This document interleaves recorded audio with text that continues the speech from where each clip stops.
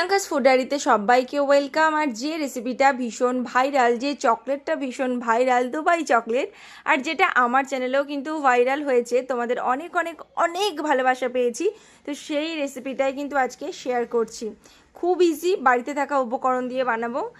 আমি কখনো অরিজিনাল সেটা মানে যে দুবাই চকলেট আছে সেটা টেস্ট করিনি, সেই জন্য সেটার সাথে কম্পেয়ার আমি করতে পারবো না, তবে এটা কিন্তু খেতে ভীষণ ভালো।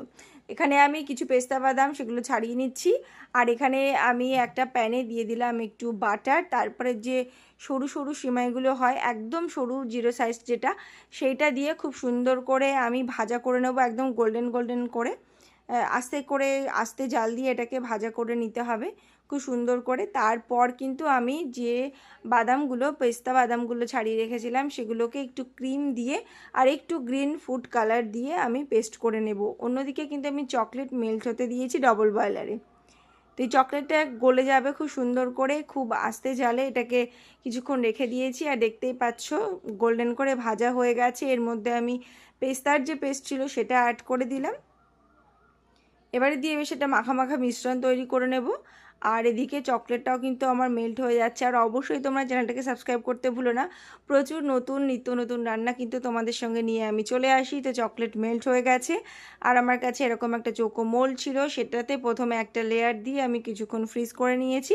তারপরে মধ্যেখানে ইচ্ছা মতন পুর ভরে নাও, ভরে উপর থেকে আবারও চকলেটের লেয়ার দিয়ে এটাকে আমি আবারও ফ্রিজ করে নিয়েছি প্রায় 2 ঘন্টা।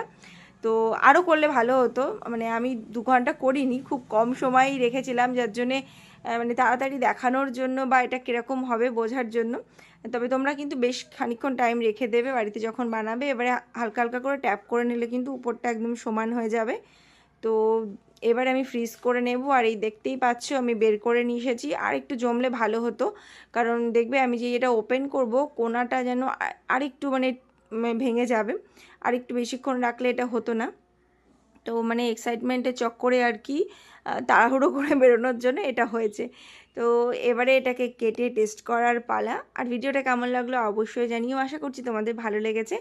বাড়িতে ট্রাই করো, আর ট্রাই করে আমাকে অবশ্যই জানিও কেমন হয়েছে। দেখা হবে আবার নতুন ভিডিও নিয়ে, ততক্ষণ পর্যন্ত সবাই ভীষণ ভালো থেকো, আর অবশ্যই চ্যানেলটাকে সাবস্ক্রাইব করো। আর এই আগের ভিডিওটার মতন এটাকেও কিন্তু প্রচুর প্রচুর ভালোবাসা দিও তোমাদের। দেখা হবে আবার খুব তাড়াতাড়ি। টাটা।